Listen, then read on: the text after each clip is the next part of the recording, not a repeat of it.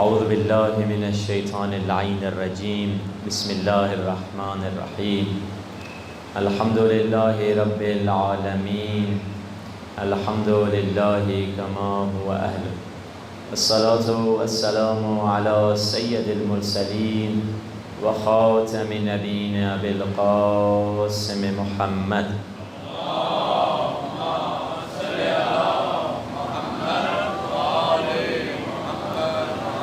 وآلہ الطیبین الطاہرین المعصومین واللعنۃ دائمۃ علی اعدائہم اجمعین۔ مل کر دعائے فرج کی تلاوت کرتے ہیں۔ الہی عظم البلاء وبرح الخفاء وانکشف الغطاء وانقطع الرجاء وضاقت الأرض ومنعت السماء وأنت المستعان وإليك المشتكى وعليك المعول في الشدة والرخاء اللهم صل على محمد وآل محمد أولي الأمر الذين فرضت علينا طاعتهم وعرفتنا بذلك منزلتهم ففرج عنا بحقهم فرجا عاجلا قريبا كلمح البصر أو هو أقرب يا محمد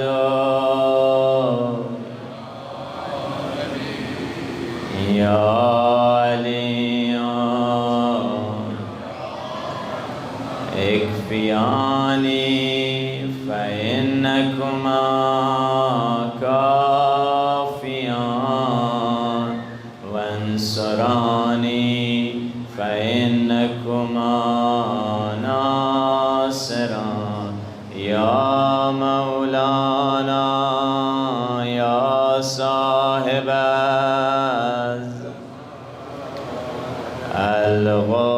الغوث أدركني الساعة العجل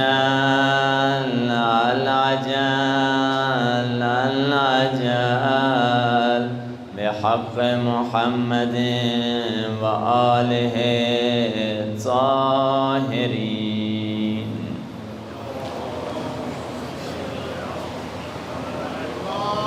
بلندتر صلوات۔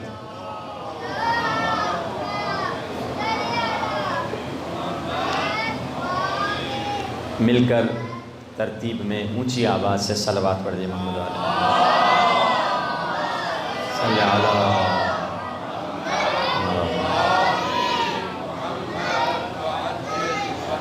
اما بعد فقد قال اللہ سبحانہ وتعالی فی کتابہ المجید وفرقانہ الحمید وقوله الحق وهو أصدق الصادقين بسم الله الرحمن الرحيم إنما وليكم الله ورسوله والذين آمنوا الذين يقيمون الصلاة ويؤتون الزكاة وهم راكعون صلوات۔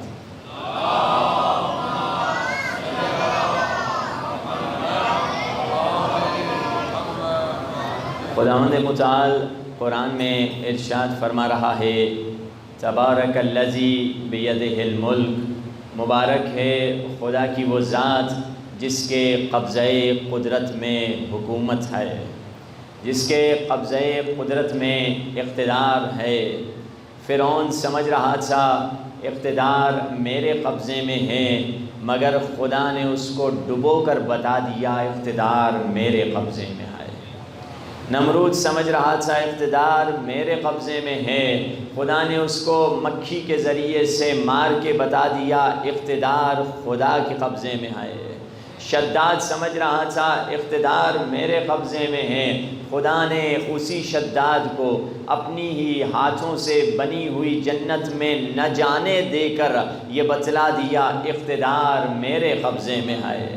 اسکندر سمجھ رہا تھا حکومت میرے پاس ہے، مگر رب نے اس کو آئینہ عبرت بنا کر بتا دیا کہ حکومت اور اقتدار اللہ کے ہاتھ میں ہے۔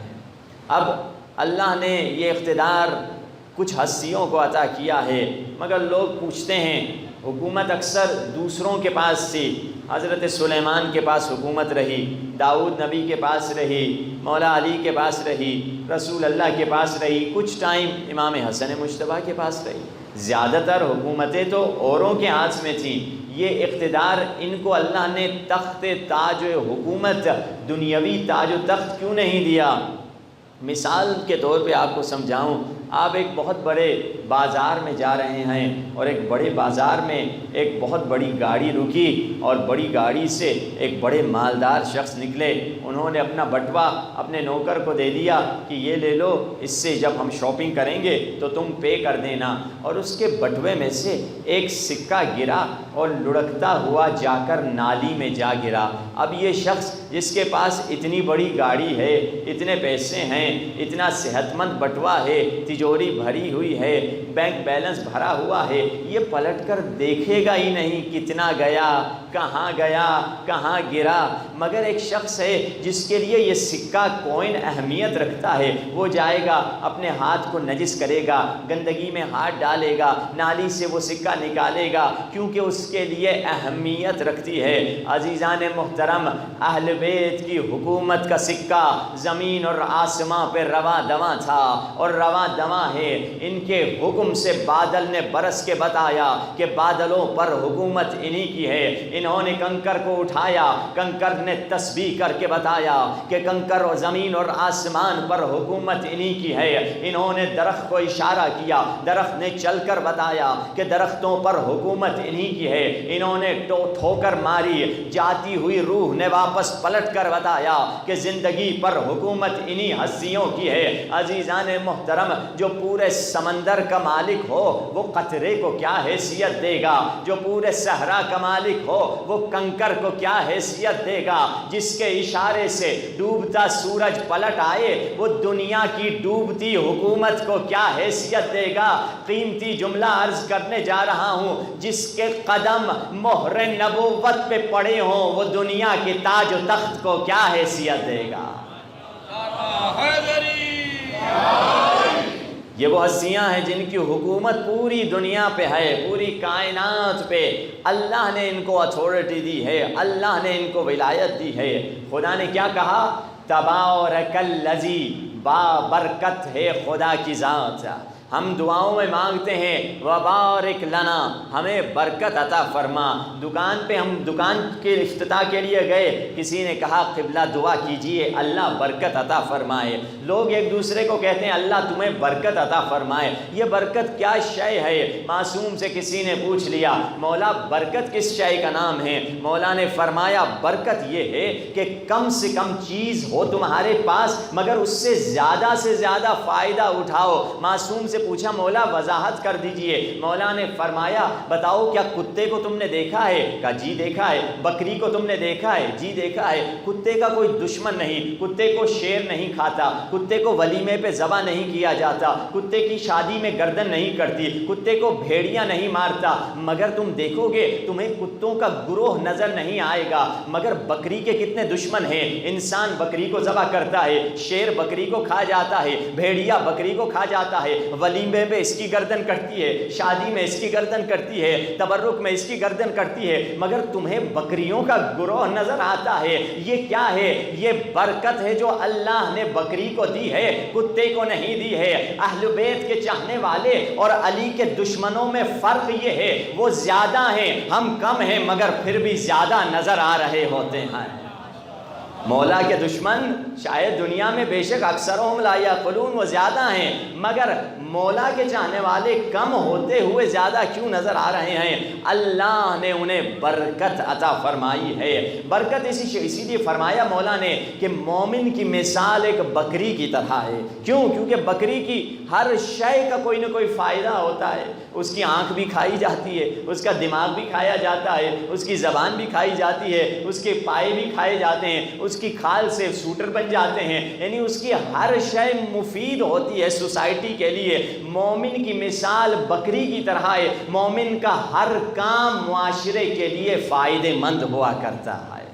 یہ مومن ہے جسے اللہ نے برکت عطا فرمائی ہے۔ برکت سمجھنے کے لیے آپ کو وہ واقعہ بتا دوں علامہ ہلی کا، کہ علامہ ہلی کا واقعہ جب ایران میں شیعہ مذہب آفیشل مذہب نہیں تھا تو اس وقت کا واقعہ ہے، تو بادشاہ مسلمان تھا۔ بادشاہ نے کہا، ایک مرتبہ پرانے بادشاہ ہوتے تھے، ان کے عجیب شوق ہوتے تھے، تو اس نے غصے میں آ کر اپنی بیوی کو طلاق دے دی۔ جب طلاق دے دی، گھٹنا غصہ ٹھنڈا ہوا تو کہنے لگا میں دوبارہ سے شادی کرنا چاہتا ہوں، کیونکہ ہماری فقہ اور دوسری فقہ میں فرق ہے۔ ہماری فقہ میں کوئی غصے میں طلاق ہوتی ہی نہیں ہے، اور ایک نشست میں 3 طلاقیں ہوتی ہی نہیں ہیں۔ دوسری فقہوں میں غصے میں بھی طلاق ہو جاتی ہے، اور 3 نشستوں میں ایک نشست میں 3 طلاقیں ہو گئیں۔ اس نے طلاق دے دیا۔ اب جو غصہ ٹھنڈا ہوا کہ مجھے دوبارہ سے بیوی چاہیے، کہا مولانا صاحب کو بلاؤ۔ مولوی صاحب کو بلایا گیا، کہا کہ ذرا نکاح تو پڑھ لو۔ کہا قبلہ ایسے نکاح نہیں ہوگا۔ کیوں؟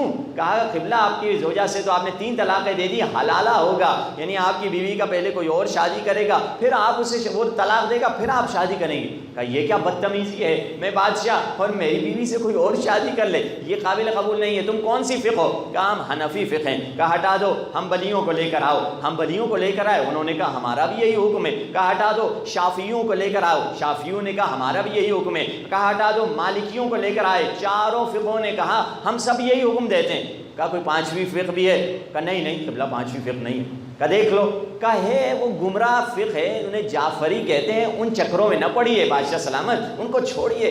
کہا نہیں پھر بھی بتا دو، اس کو بلاؤ۔ اب دیکھیے برکت کیا ہے کہ ایک آدمی 10 منٹ کی کانورزیشن میں کہ پورے ملک کو کیسے شیعہ کر دیتا ہے۔ اب علامہ ہلی کو بلایا گیا۔ علامہ ہلی آئے اپنی چپلیں لے کر۔ مومن کے بارے میں صفت ہے المؤمن کیس، کہ مومن ہوشیار ہوتا ہے، اسے پتہ ہے کب کون سی بات کس انداز سے کی جائے۔ علامہ ہلی نے ہوشیاری کی، انہوں نے اپنی چپل اٹھائیں، بغل کے نیچے ڈالی اور آ گئے محل میں، بادشاہ کے ساتھ بیٹھ گئے۔ جیسے بیٹھے ہیں، ایک مرتبہ ان کو موقع مل گیا، دوسرے فقہ والوں کو کہا بادشاہ سلامت ہم کہہ رہے تھے یہ فقہ والے ٹھیک لوگ نہیں ہیں، ان کو آداب ہی نہیں آتے کہ بادشاہ سلامت کے سامنے آیا ہے، چپل بغل میں لے کر آیا ہے، یہاں کوئی تمہاری چپل چوری کرے گا؟ کہا ہے علامہ ہلی نے کہا بادشاہ سلامت میں کوئی کام بلا وجہ نہیں کرتا، مسئلہ یہ ہے کہ میں نے ایک جگہ روایت پڑھی تھی کہ امام ابو حنیفہ رسول اللہ کے ساتھ جا رہے تھے، تو فوراً فقہ حنفی والے اٹھ کھڑے ہوئے، کہا بادشاہ سلامت سراسر جھوٹ بول رہا ہے، امام ابو حنیفہ تو رسول خدا کے زمانے میں ہی نہیں تھے، انہوں نے رسول خدا کو دیکھا ہی نہیں۔ کہا معاف کرنا میرا حافظہ کمزور ہو گیا ہے، وہ امام ابو حنیفہ نہیں تھے، وہ امام مالک تھے جو رسول اللہ کے ساتھ جا رہے تھے اور جوتے ان کی بغل کے نیچے تھے۔ مالکی اٹھ کے کھڑے ہو گئے، کہ ارے بھائی وہ بھی تو رسول خدا کے زمانے میں نہیں تھے۔ کہنے لگے معاف کیجئے میرا حافظہ کمزور ہو گیا ہے، وہ امام شافعی تھے جو رسول اللہ کے ساتھ جا رہے تھے اور اپنے جوتے بغل میں لے کر جا رہے تھے۔ شافعی کھڑے ہو گئے، کہا ہمارے امام بھی رسول خدا کے زمانے میں نہیں تھے، یہ بھی جھوٹ بول رہا ہے۔ جب چاروں فقہوں نے یہ اقرار کر دیا کہ ہمارے امام نے رسول اللہ کو دیکھا ہی نہیں، اس وقت علامہ ہلی اٹھتے ہیں، چپلوں کو زمین پر پٹکتے ہیں اور بادشاہ سے کہتے ہیں اے بادشاہ، چاروں فقہوں نے یہ اقرار کر دیا کہ ان کے امام نے رسول اللہ کو دیکھا ہی نہیں ہے، رسول اللہ کے زمانے میں بھی نہیں تھے، مگر میں اس امام کی پیروی کرتا ہوں، میں اس امام کی پیروی کرتا ہوں کہ جس نے رسول اللہ کی ایسے پیروی کی جیسے ایک اونٹ کا بچہ اپنی ماں کی پیروی کرتا ہے۔ میں اس علی کو مانتا ہوں، جب علی پیدا ہوئے علی رسول کی گود میں تھے، اور جب رسول دنیا سے گئے رسول کا سر علی کی گود میں تھا۔ یہ وہ علی ہیں یہ وہ عظمتوں والے امام ہیں کہ جب اب جیسے بادشاہ نے یہ سنا، بادشاہ نے کہا آج کے بعد میں اعلان کرتا ہوں یہاں کا آفیشل مذہب کیا ہوگا؟ فقہ جعفری ہوگا۔ یعنی دیکھیے 5 منٹ کی کانورزیشن میں ایک بندہ پوری سوسائٹی کو کیسے بدل سکتا ہے۔ تبھی تو ہم کہتے ہیں نظروں میں نہ دولت ہے نہ سونے کی ڈلی ہے، نظروں میں نہ دولت ہے نہ سونے کی ڈلی ہے، سینے میں میرے دل اور دل میں علی ہے۔ نظروں میں نہ دولت ہے نہ سونے کی ڈلی ہے، سینے میں میرے دل اور دل میں علی ہے۔ خالق نے ہمیں جس کی تلاوت کے لیے خلق کیا ہے وہ کونین میں رہتا سلطان علی ہے۔ تم جس کو کہو میں مان لوں گا، پر یہ تو بتا کیا ذات وہ آغوش محمد میں پلی ہے۔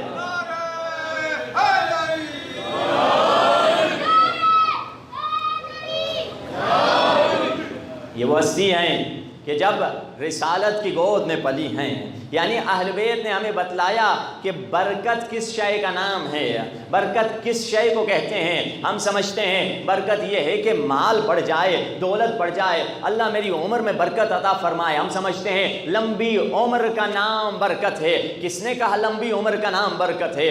شیطان کی عمر تو بہت لمبی ہے، جب ہم نہیں تھے شیطان تھا، ہم مر جائیں گے تب بھی شیطان رہے گا۔ یعنی لمبی عمر کا ہونا برکت نہیں۔ اہل بیت کی عمریں دیکھ لیں، 80-90 سال نہیں تھے، 63 ایئرز۔ یا اس سے بڑھ کر بتاؤں حضرت علی اصغر کی عمر کتنی تھی؟ 1 سال بھی نہیں بلکہ 6 مہینے عمر تھی، مگر دیکھیے برکت، دیکھیے آج تک فیض پہنچ رہا ہے۔ بی بی سیدہ کی عمر 18 برس تھی، آج تک ان ہستیوں کا فیض پہنچ رہا ہے۔ برکت کیا معنی رکھتی ہے؟ دیکھیے عربوں میں جھگڑا ہو گیا 2 قبیلوں میں، ایک نے کہا ہمارے قبیلے والے زیادہ ہیں، دوسرے نے کہا ہمارے قبیلے والے زیادہ ہیں۔ جس کے قبیلے والے لوگ کم تھے انہوں نے کہا ٹھیک ہے تمہارے قبیلے والے زندہ لوگ زیادہ ہوں گے مگر ہمارے قبرستان میں مردے زیادہ ہیں۔ کہا چلو چلتے ہیں قبرستان میں گنتے ہیں کیونکہ اس کے مردے زیادہ ہیں۔ کیسے جاہل عرب تھے کہ مردے گننے کے لیے قبرستان چلے گئے۔ آیت نازل ہوئی الہاکم التکاثر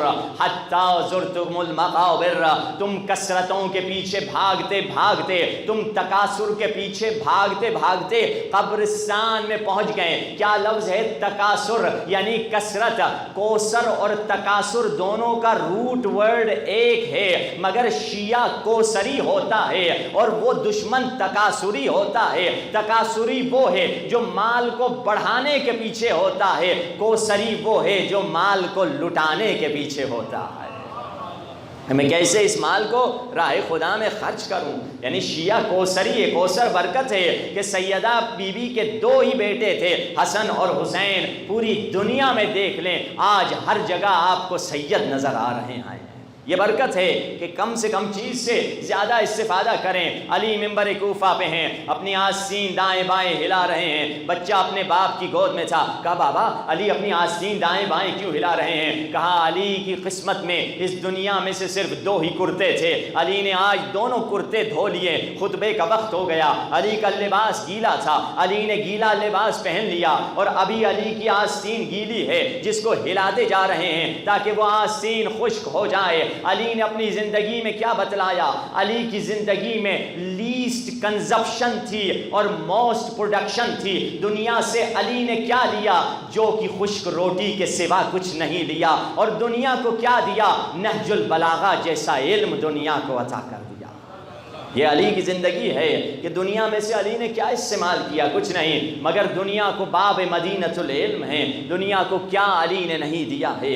یہ اگر ہم سیکھ جائیں، ہماری زندگی میں اگر برکت آ جائے تو ہماری زندگی بدل جائے گی۔ دیکھیے رسول اللہ ہیں، رسول اللہ کے پاس ایک شخص آتا ہے، کہتا ہے یا رسول اللہ آپ طائف میں ہمارے پاس آئے تھے، مجھے آپ کو یاد ہے، لوگوں نے آپ کو پتھر مارے تھے مگر میں آپ کو اپنے شہر لے گیا، آپ کو یاد تو ہوگا۔ رسول اللہ مسکرائے، کہاں مجھے یاد ہے۔ رسول اللہ سمجھ گئے کچھ چاہتا ہے مجھ سے۔ رسول اللہ نے پوچھا میں تمہیں کیسی مدد کر سکتا ہوں؟ کہا یا رسول اللہ دیکھیے اگر کوئی 1 بکری مل جائے تو کتنا اچھا ہو جائے گا، اور 1 اونٹ مل جائے تو کیا ہی کہنا، اور 1 گائے بھی مل جائے تو اور کیا کہنا۔ رسول اللہ مسکرائے، کہا یہ سب تمہیں مل جائے گا۔ وہ اٹھ کے چلا گیا۔ جب وہ اٹھ کے چلا گیا رسول اللہ اصحاب کو دیکھ کے فرماتے ہیں کاش اس کی ہمت بنی اسرائیل کی بوڑھی خاتون جتنی ہوتی ہے۔ دیکھیے برکت آتی ہے ہمت سے۔ رسول اللہ نے جب یہ جملہ کہا اصحاب نے کہا یا رسول اللہ وہ کون سی بڑھیا خاتون جس کی آپ تعریف کر رہے ہیں؟ کہا حضرت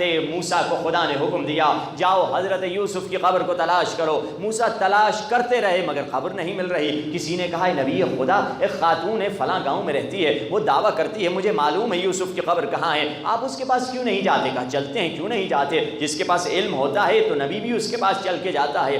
آئے کہا سلام علیکم۔ وعلیکم السلام، میں اللہ کا نبی ہوں۔ جی جی علیکم السلام، ٹھیک ہے خیریت الحمدللہ، میں اللہ کا نبی ہوں، پوچھنے یہ آیا ہوں کہ مجھے ذرا یہ بتا دیجئے کہ یوسف نبی کی قبر کہاں ہے، مجھے بتائیں گے؟ نہیں بتاؤں گی۔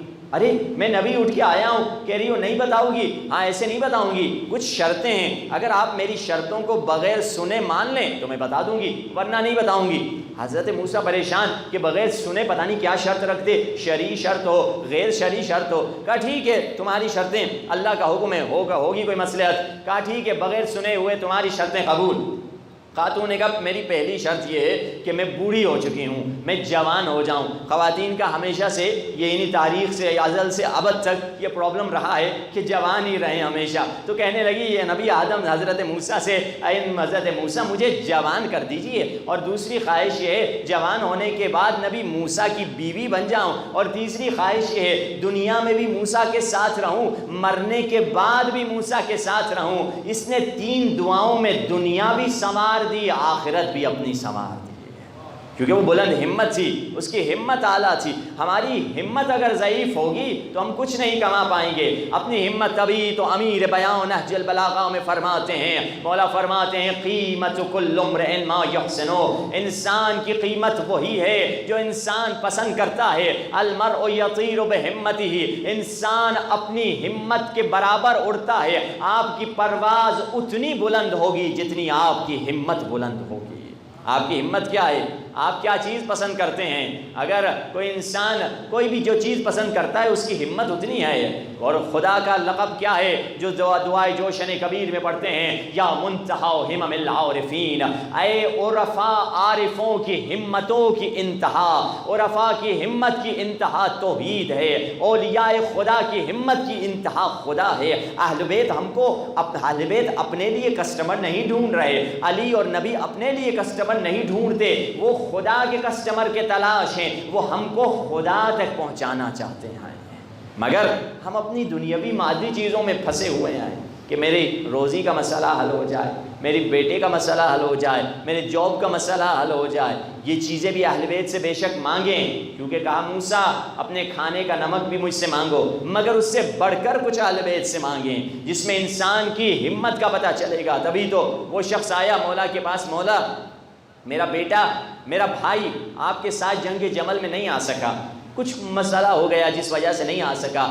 اور مولا نے اس سے پوچھا، مولا علی نے، کیا اس کا دل ہمارے ساتھ تھا یا نہیں؟ جی مولا اس کا دل آپ کے ساتھ تھا، بہانے نہیں کیا، وہ آنا چاہتا تھا مگر آ نہیں سکا۔ مولا نے فرمایا وہ بھی جنگ جمل میں ہمارے ساتھ تھا، بلکہ وہ بچے جو ابھی ماؤں کے پیٹ میں ہیں پیدا نہیں ہوئے وہ بھی ہمارے ساتھ تھے جنگ جمل میں، اور وہ بچے جو ابھی باپ کی پشت میں ہیں وہ بھی جنگ جمل میں ہمارے ساتھ تھے۔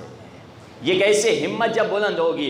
ہمت بلند کرنے کے لیے اپنی نیت کو بدل دیں۔ نیت ایک ایٹومک پاور ہے، ایٹومک پاور سے بھی زیادہ پاور رکھتا ہے، ٹیکنالوجی سے بھی زیادہ پاور رکھتا ہے، ہائیڈروجن بم سے بھی زیادہ پاور رکھتا ہے۔ نیت والی چیز جو اللہ نے آپ کو دی ہے، آپ اگر نیت بدل دیں، تبھی تو زین العابدین نے صحیفہ سجادیہ میں فرمایا وَوَفِّرْ بِلُطْفِكَ نیتی، خدایا میری نیت کو وافر بنا دے، میری نیت کو ملٹیپلائی بائی 1000 کر دے، میری نیت کو ملٹیپلائی بائی ملین ٹریلین کوادریلین کر دے۔ آپ یہیں بیٹھ کر اگر نیت کو بدل دیں آپ ثواب میں شامل ہو سکتے ہیں، جو کام آپ نے نہیں کیا وہ ثواب آپ کو مل سکتا ہے۔ تبھی تو 8ویں امام نے کہا اس شخص سے، اے شخص جب تم بھی حسین کی یاد تمہیں آتی ہے تو تم یا لیتنا کننا معکم کے جملے کہو۔ کیوں؟ کیونکہ خدا تمہیں وہی ثواب عطا کرے گا جو کربلا والوں کو خدا نے عطا کیا۔ جب جابر 40 منانے کے لیے کربلا آئے، جابر نے عطیہ سے کہا، اے عطیہ ہم بھی 72 شہیدوں کے ثواب میں شریک ہیں۔ عطیہ نے کہا کیا مطلب؟ جابر نے کہا میں نے اپنے حبیب رسول اللہ سے سنا ہے جو شخص کسی شخص کے کام سے خوش ہو اسے بھی وہی ثواب ملے گا جو اس نے کام کیا ہے۔ اب جنت کمانا مشکل نہ رہی۔ آپ نے ایک بہت بڑی مسجد دیکھی جس پہ بنانے والے نے کروڑوں خرچ کیے ہیں، بس آپ مسکرا کے آپ نے کہا سبحان اللہ، اللہ آباد رکھے اس شخص کو جس نے یہ مسجد بنائی ہے، آپ کو بھی وہی ثواب ملے گا جو بنانے والے کو ملا تھا۔ اتنی آسان ہے جنت کمانا، یعنی مگر نیت میں 100% سرٹنٹی ہو۔ ضروری نہیں ہے کہ آپ پورا خرچہ کریں، آپ کی نیت ہوگی تو وہی ثواب آپ کو ملے گا۔ وہ کروڑوں خرچ کر رہا ہے مگر ثواب آپ کو مل رہا ہے، کیونکہ خدا غریب اور امیر کو نہیں دیکھتا، کیونکہ فرمایا یا من سوى التوفیق بین الضعیف والفقیر۔ دعا کے جملے ہیں خدایا تو نے توفیق اور نیت کے اعتبار سے امیر اور فقیر کو برابر ٹھہرا دیا ہے۔ نیت میں دونوں برابر ہیں، جو ثواب پیسے کما کے امیر لے رہا ہے وہی ثواب غریب اپنی نیت سے بھی لے سکتا ہے۔ بس اپنی نیت کو بدل دیں، آپ کو بھی وہی ثواب ملے گا۔ اب دیکھیے تبھی تو، مگر نیت کیسی پکی سخت ہونی چاہیے۔ تبھی تو کسی نے کہا کہ کربلا میں شہید نے اپنے سینے پہ تیر لے لیے، حسین کو بچا دیا، کون سی بڑی بات کر لی، میں بھی ہوتا میں بھی یہی کام کر لیتا۔ اسے خواب میں دکھلایا گیا حسین سامنے ہے، حسین کے سامنے کھڑے ہو جاؤ، یہ کھڑا ہو گیا، تیر آنے لگا، جب تیر قریب پہنچنے لگا یہ فوراً بیٹھ گیا، تیر جا کر امام حسین کے جسم پہ پیوست ہو گیا۔ اس سے فوراً دل میں دھچکا لگا میں نے کیا کر دیا، پھر سے اٹھا، پھر سے ٹرائی کروں، پھر سے جب تیر قریب آ رہا تھا یہ بیٹھ جاتا، پھر سے امام کو تیر لگا، یہ چیختا ہوا خواب سے اٹھا، چاہنے والا تھا، عاشق تھا مولا کا، مجھ سے کیا خطا ہو گئی، تعبیر کسی سے پوچھی، انہوں نے کہا تم نے کربلا والوں کے فعل کو کم سمجھا تھا، 72 جیسے پہلے نہ کوئی تھے نہ آئندہ کوئی آئیں گے، ان کا مقام بہت بلند ہے، آپ سب 313 میں شامل ہو سکتے ہیں مگر 313 کا مقام بھی 72 کے برابر نہیں ہے، کیونکہ 313 سامنے فتح کو دیکھتے ہیں، 72 سامنے شہادت کو دیکھ رہے تھے۔ اگر نیت ہو 100% کہ مولا جو تیر آپ کو لگا تھا وہ اپنے سینے پہ لے لے تھا، یہ یا لیتنا کا مقصد ہے۔ اگر 100% یہ یا لیتنا نیت کے ساتھ چھوٹا سا کام اگر آپ نے کر لیا آپ کی زندگی بدل جائے گی۔ کیا کہا جب چھٹے امام کے پاس مہمان بنا ایک شخص، سو گیا، سونے کے بعد ایک مرتبہ اٹھا رات کے 2 بجے، پیاس لگی اسے پانی پینے کے لیے، تو دیکھا مولا نماز شب پڑھ رہے ہیں، اسے بہت دکھ ہوا کہ مولا ہم مولا کے چاہنے والے ہیں مگر ہمیں اللہ نے وہ توفیق نہیں دی، تو پھر سو گیا پانی پی کے۔ صبح جب اٹھا مولا سے کہا مولا ہماری زندگی تو برباد ہو گئی، آپ کو میں نے عبادت کرتے ہوئے رات کو مناجات کرتے ہوئے گڑ گڑاتے ہوئے دیکھا۔ مولا نے کہا نہیں تم نے بھی تو رات میں بڑا کام کیا تھا۔ کہا مولا کچھ نہیں کیا، سوتا رہا، پانی پیا پھر سو گیا۔ کہا جب تم نے پانی پیا، پانی پینے کے بعد تم نے بس یہ جملے کہے السلام علیک یا ابا عبداللہ، تمہارا کام چھوٹا نہیں تھا، تم نے بھی رات کو عظیم کام کیا تھا۔ نیت اگر 100% یقین کے ساتھ ہو چھوٹا کام بڑا ہو جاتا ہے۔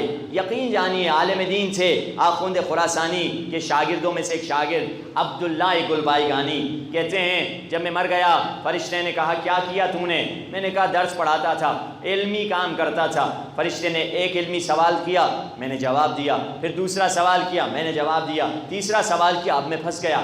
فرشتے نے کہا یہ تمہاری علمی حیثیت، اور کیا کر کے آئے ہو؟ نماز روزے پڑھتا تھا۔ کہا یہ تو سب کرتے تھے، زیارت پہ جاتا تھا، زیارت عاشورہ پڑھتا تھا، مصائب سنتا تھا، کہا یہ بھی سب کرتے تھے، کیا لائے ہو؟ وہ بیچارے پریشان ہو گئے، کہا میں کیا بتاؤں اور تو میں کچھ نہیں لایا ہوں۔ تو کہنے لگے میرے اعمال نامے کو دیکھنے کے بعد انہوں نے کہا کہ تمہارے اعمال نامے میں ایک ہیرا پڑھا ہوا ہے جسے ہم نے دیکھ لیا۔ کہا کیا ہیرا ہے؟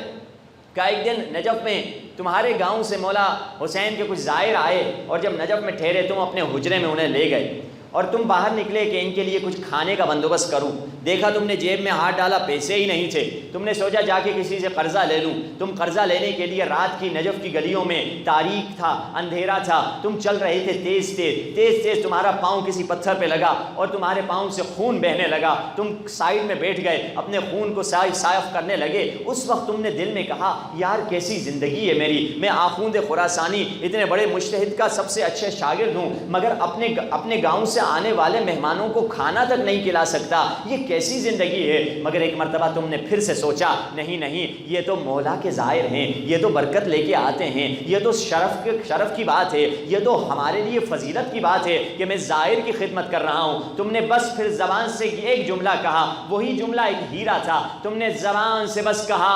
الحمدللہ، خدا کا شکر، وہی الحمدللہ تمہارے پوری کی پوری برزخ کے خرچے کے لیے کافی ہے۔ ایک الحمدللہ برزخ 1,00,000 سال ہوتی ہے، یعنی 1,00,000 سال تمہارے گزر جائیں گے بس ایک الحمدللہ کے ثواب میں، 1,00,000 سال تمہارے اسی ثواب سے گزر جائیں گے اگر یقین سے انسان نے کیا ہے۔ یعنی اگر انسان میں یقین ہو اور ہمت ہو، یقین جانیے معمولی سا کام بھی اس کا بہت بڑا ہو سکتا ہے۔ اہل بیت دیکھنے والے ہیں، تبھی تو وہ شخص کہتا ہے، پرانے زمانے کی بات ہے، واقعہ ہے کہ چائے خانے میں بیٹھے ہوا تھا، میں کہنے لگا جیسے آج کل کافی پینے کی جگہ ہوتی ہے، کہ میں چائے خانے میں بیٹھا ہوا تھا، میں نے ایک شخص کو دیکھا برابر میں، اس کے سر پہ بڑا زخم ہے۔ میں نے اس سے پوچھا، یہ واقعہ تقریباً 700 سال پرانا ہے، میں نے اس سے پوچھا کہ یہ زخم کیسا ہے؟ کہنے لگا میں جنگ صفین میں مولا کی مدد کر رہا تھا، میرے سر پہ زخم لگ گیا۔ اس نے کہا مذاق کر رہے ہیں میرے سے، آپ مجھے پاگل بنا رہے ہیں، آپ جنگ صفین میں کہاں سے؟ صفین کو گزر کے 700 سال ہو چکے ہیں، اور 700 سال کی تو آپ کی عمر نہیں لگتی، اور 700 سال کا انسان ہوتا ہی نہیں ہے، آپ کیا کہنا چاہ رہے ہیں؟ کہا ایک دن میں مصر سے جا رہا تھا، میرے ساتھ ایک ہم سفر تھا، میری بات چھڑ گئی جنگ صفین کے بارے میں، وہ مولا کا دشمن تھا، اس نے کہا اگر میں جنگ صفین میں ہوتا علی کو قتل کر دیتا۔ میں نے کہا اگر میں جنگ صفین میں ہوتا علی کے دشمن کو قتل کر دیتا۔ اس نے بھی تلوار نکالی، میں نے بھی تلوار نکالی، میں نے کہا نہیں یہاں علی ہے نہ علی کا دشمن ہے، اب مقابلہ کرتے ہیں، دیکھتے ہیں کون ہارتا ہے کون جیتتا ہے، کیونکہ وہ طاقتور تھا، اسے جنگ مجھ سے بہتر آتی تھی۔ اس نے زور سے میرے سر پہ ضرب ماری تو میرے سر سے خون بہنے لگا، میں بے ہوش ہو کر زمین پہ گر گیا۔ اب مجھے معلوم نہیں کیا ہوا، جب میری آنکھ کھلی میں نے اپنے سر کو کسی ہستی کی گود میں پایا، انہوں نے فرمایا نصرتنا نصرتک فلینصر اللہ من ینصرہ، تو نے ہماری نصرت کی، ہم نے تمہاری نصرت کی، اور جو خدا کی نصرت کرے گا خدا بھی اس کو مدد کرے گا۔ میں تمہارے زمانے کا امام ہوں، وہ دیکھ تیرے دشمن کی لاش پڑی ہوئی ہے، ہم نے تیرے دشمن کو قتل کر دیا ہے۔ اب اگر کوئی تم سے پوچھے یہ ضرب کہاں لگی، بتا دینا علی کی حمایت کرتے ہوئے جنگ صفین میں لگی ہے۔ اگر انسان 700 سال بعد صفین کے پیدا ہو، مگر صفین میں شامل ہو سکتا ہے، جمل میں شامل ہو سکتا ہے، نہروان میں شامل ہو سکتا ہے، یقین کے ساتھ کریں 72 میں شامل ہو سکتا ہے۔ یہ تبھی تو دیکھیے یہ 72 والے کون تھے؟ یہ وہی تھے جو بلند ہمت تھے۔ کیا 313 صحابی جو امام کے مولا جن کو آواز دیں گے، کیا وہ بالکل فارغ ہوں گے؟ ان کا کوئی کام کاج نہیں ہوگا، بیٹھے ہوں گے انتظار میں کہ مولا آواز دیں؟ نہیں، وہ اپنے کام کاج میں ہوں گے، مگر ان کی ہمت یہ ہوگی ہمیشہ سے تیار ہوں گے، ہمیشہ سے ریڈی ہوں گے۔ جب آواز آئے گی انا المہدی انا الصمصام المنتقم، یہ سوچیں گے نہیں کیا کروں کیا نہ کروں۔ باقی دنیا والے جائیں گے، کوئی ویزا ڈھونڈے گا، کوئی ٹکٹ ڈھونڈے گا، کوئی سواری ڈھونڈے گا، مگر یہ لبیک کہہ کر اپنے گھروں سے نکلیں گے۔ پہلا قدم گھر میں ہوگا، دوسرا قدم کعبۃ اللہ میں امام کے سامنے ہوں گے۔ یہ وہ بلند ہمت لوگ ہوں گے۔ 313 اسی طرح آپ ادھر آئیے کربلا میں، حبیب ابن مظاہر کون تھے؟ نوالا ہاتھ میں، کھانے چاہ رہے ہیں، دروازے پہ دستک ہوئی، کون ہے؟ کہا انا برید الحسین، میں حسین کا پیغام لے کر آیا ہوں۔ منہ کا نوالا زمین پہ رکھا اور فوراً گئے ہیں اور حسین کا خط کھولا ہے۔ پہلا جملہ جب حبیب نے پڑھا، حبیب کی آنکھوں میں آنسو نکل آئے۔ کیا کہا؟ یا اخی حبیب۔ حبیب نے سوچا یہ کیسا دن آ گئے ہیں، زہرا کا بیٹا ہمیں اخی کہہ رہا ہے، مگر اگلے جملے جب حبیب نے پڑھے حبیب کا دل الٹ پلٹ ہو گیا۔ حبیب نے کیا پڑھا؟ حسین نے کہا حبیب میں اکیلا نہیں آیا ہوں، میں علی کی بیٹیوں کو ساتھ میں لے کر آیا ہوں۔ حبیب نکلے ہیں، راستے میں مسلم ابن اوسجا ملے ہیں۔ مسلم سے کہا کہاں جا رہے ہو؟ کہا خواب دیکھا ہے، داڑھی کو خضاب لگا رہا ہوں، میں داڑھی کو خضاب لگانے حمام جا رہا ہوں۔ کہا تمہارے خواب کی یہ تعبیر نہیں، خواب کی تعبیر یہ ہے تیری داڑھی تمہارے خون سے خضاب ہوگی۔ اب مسلم ابن اوسجا نے یہ نہیں کہا جاؤں بیوی بچوں کو بتاؤں، بلکہ فوراً سواری پہ بیٹھا اور چلا گیا۔ یہ ہمیشہ تیار لوگ ہیں، اور اہل بیت کو انہی 72 سپاہیوں کی ضرورت ہے۔ ہم بھی مولا سے یہی طلب کریں، مولا ہمیں بلند ہمتی عطا کر، کہ ہم دنیا داری سے نکل کے اس دنیا کو بے شک انسان کمائے مگر اس میں سٹک نہ ہو جائے، اس میں پھنس نہ جائے۔ اور وہی 72 تھے جو اس مقام پہ پہنچے ہیں، جو اس رتبے پہ پہنچے ہیں۔ حسین کو وہ سپاہی چاہیے جو زہیر کی طرح تھے۔ زہیر کون تھے؟ پہلے مولا کے چاہنے والے نہیں تھے۔ جب حسین نے پیغام بھجوایا، زہیر اپنی پوری کوشش کرتا تھا حسین سے سامنا نہ ہو، کیونکہ جانتا تھا حسین مجھے بلائیں گے مدد کے لیے۔ جب قافلہ اس کا سامنے جا رہا تھا، پیچھے مولا حسین کا کاروان تھا۔ زہیر جب کاروان رکتا یہ دور اپنے خیمے لگواتا، مگر ایک ایسی جگہ آئی جہاں وادی چھوٹی تھی، مجبوراً خیمے نزدیک لگے۔ اب ایک مرتبہ علی اکبر آئے، بابا آپ سے ملنا چاہتے ہیں، یہ کہہ کے چلے گئے۔ اب یہ اپنی زوجہ سے کہتا ہے میں جانتا ہوں حسین کیوں بلا رہے ہیں، مگر میں نہیں جانا چاہتا۔ بیوی نے کہا تجھے شرم نہیں آتی؟ زہرا کا لال تجھے بلا رہا ہے اور تو نہیں جا رہا۔ اب عزادارو ہور گیا حسین کے خیمے میں، یہاں ایک سوالیہ نشان تاریخ کا کوئی نہیں جانتا۔ بس خیمے میں جب جا رہا تھا حسین کا چاہنے والا نہیں تھا، مگر جب خیمے سے نکلا زہیر ایسا بدل گیا، بیوی سے آ کے کہنے لگا یہ دولت میں نے تمہیں دے دی، تمہیں آزاد کر دیا، یہ پیسے یہ دولت لے لو، مجھے دولت عشق حسین مل گئی ہے، میں بس عاشق حسین ہو گیا ہوں۔ تبھی تو زہیر کی زوجہ کو زہیر نے وہیں چھوڑ دیا اور آزاد کر دیا، غلام اور کنیز ساتھ میں چھوڑ کے چلا گیا مولا کے ساتھ۔ زہیر کی جو زوجہ تھی ایک روایت کے مطابق وہیں ٹھہری ہے، اور غلام سے اس نے کہا ہے مجھے پیغام بتلاتے رہو کیا ہو رہا ہے۔ غلام جاتا ہے کہتا ہے 2 محرم ہو گئی، حسین کربلا پہنچ گئے ہیں۔ پھر جا کے آتا ہے کہتا ہے 7 محرم ہو گئی ہے اور جنگ اور پانی بند ہو چکا ہے۔ پھر 9 محرم کو آ کے بتاتا ہے کہ جنگ شروع ہونے والی تھی، حسین نے 1 دن کی فرصت لے لی۔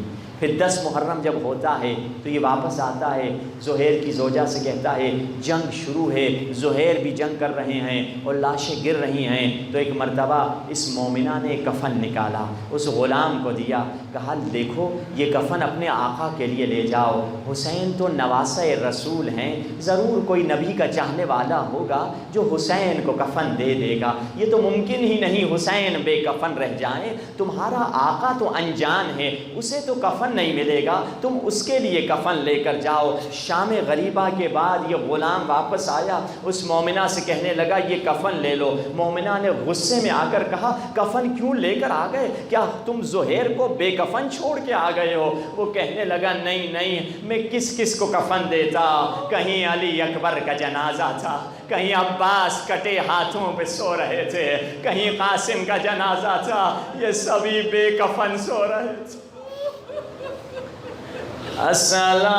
السلام علیک یا ابا عبداللہ، حسین مولا ہمارے آپ پہ لاکھوں سلام۔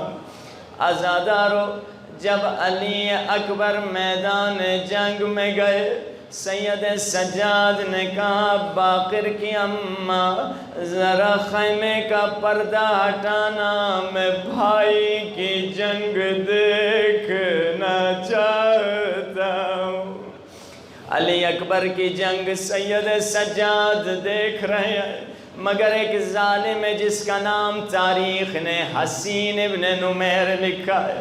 حسین ابن نمیر علی اکبر کے قریب آتا ہے، پھسلی میں نیزے کو چبھوتا ہے، کاش یہ ظالم یہاں رک جاتا، نیزے کو کھینچتا ہے، نیزہ ٹوٹتا ہے اور نیزے کا خون سجاد کو دکھا کے کہتا ہے دیکھ تیرے بھائی کا خون ہے۔ سجاد فرماتے ہیں باقر کی اماں خیمے کا پردہ گرا دے، مجھے بھائی کی جنگ نہیں دیکھنی۔ یہ حسین بن نمیر پورے راستے میں سادات کو اتنا رلاتا اور ستاتا ہوا آیا۔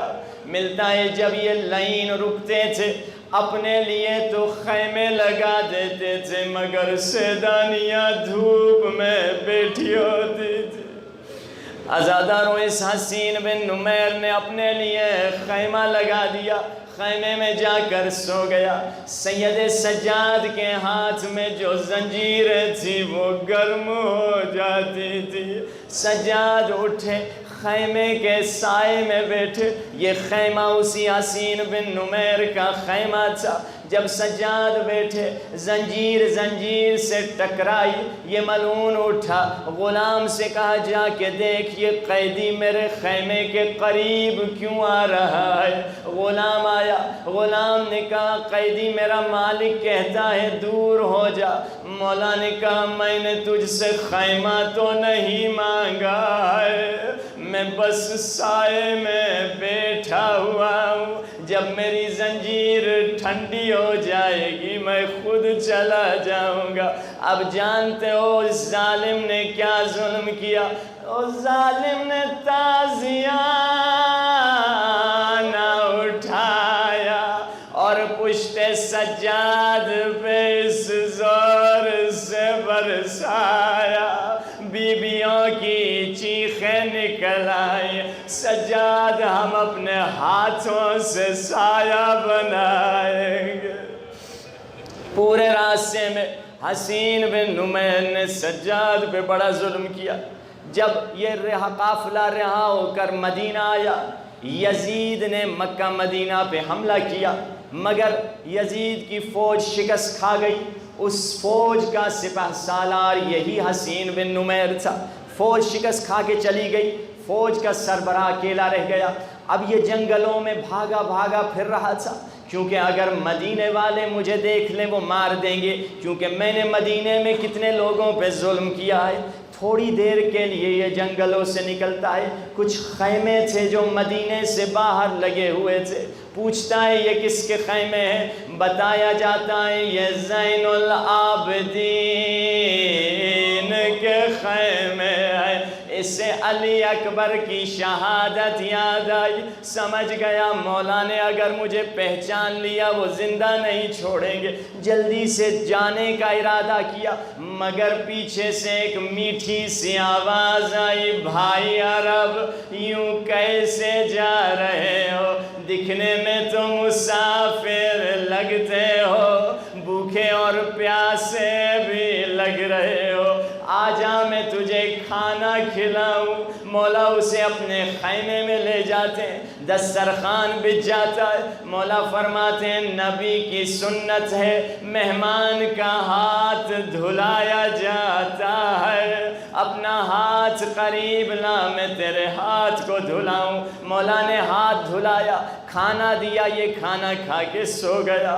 اب جو اٹھا یہ خوش تھا، ابھی تک مجھے سجاد نے پہچانا نہیں ہے، جلدی سے نکل جاؤں اس سے پہلے کہ مجھے سجاد پہچان لے۔ جب جانے لگا پھر سے سجاد کی آواز آئی، بھائی عرب ایسے کیسے جا رہے ہو؟ میری سواری بھی لے کے جاؤ، مشک پانی کا بھی لے کے جاؤ۔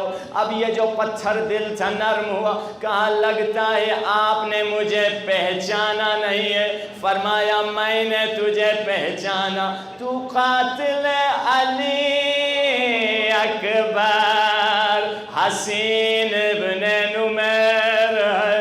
جیسے اپنا نام سنا اس کا بدن کانپنے لگا۔ سجاد نے کہا نہ گھبرا، میں تجھے نقصان نہیں دوں گا، کربلا میں تیرا مہمان تھا، وہ تیرا سلوک تھا، اور مدینے میں تو میرا مہمان